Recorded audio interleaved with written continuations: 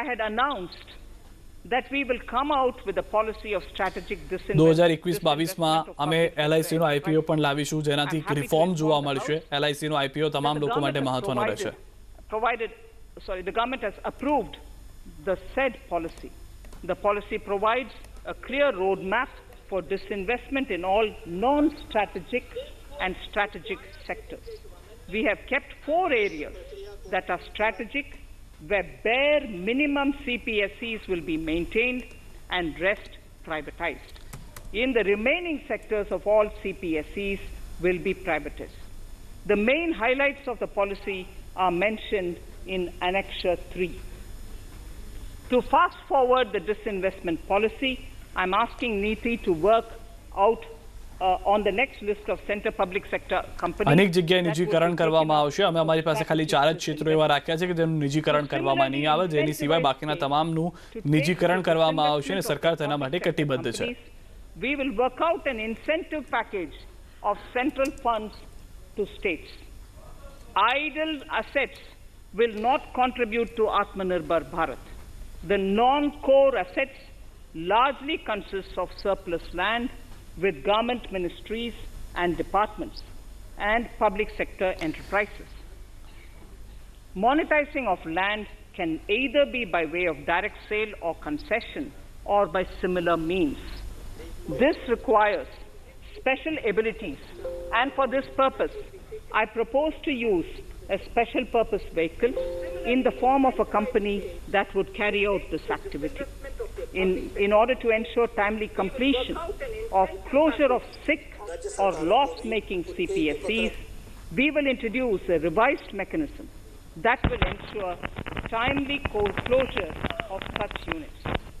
I have estimated 1,75,000 crores as receipts from disinvestment in BE 21-22. જે કંપનીઓ સરકારને ખોટમાં મૂકી રહી છે, નુકસાન કરી રહી છે, તેને બંધ કરવામાં આવશે અથવા તો તેમાં એવા સુધાર કરવામાં આવશે જેથી આ ખોટનો ઘટાડો કરવામાં આવી શકે.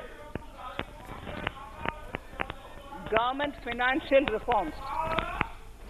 Under the Treasury single account, the TSA system, autonomous bodies directly draw funds from the government's account at the time of actual સરકારી વિત્તીય સુધાર, saving interest costs. We will extend the TSA system for universal application from 21-22.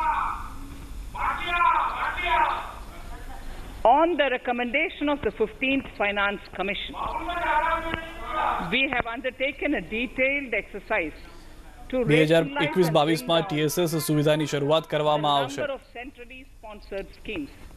This will enable consolidation of outlays for better impact. The government is committed to the development of multi-state cooperatives and will provide all support to them. To further streamline the ease of doing business for cooperatives, I propose to set up a separate સરકાર રાજ્યોના વિકાસ અને બહુરાજ્ય સમિતિ માટે પણ committed છે. Ease of doing business માટે સરકાર વધુ કટિબદ્ધ છે અને તેને લઈને આગળ પણ વધશે. Development for aspirational India. Honorable Speaker, sir, under this pillar, I will cover agriculture and allied sectors, farmers' welfare and rural India, migrant workers and labor, and financial inclusion. Agriculture. Our government is committed to the welfare of farmers. The MSP regime has undergone a sea change to assure અમે પ્રયાસ કરી રહ્યા છીએ કે કૃષિ ક્ષેત્રે પણ અનેક પ્રયાસ થાય કે જેનાથી લોકો વધુ આગળ આવે. across all commodities. MSP માટે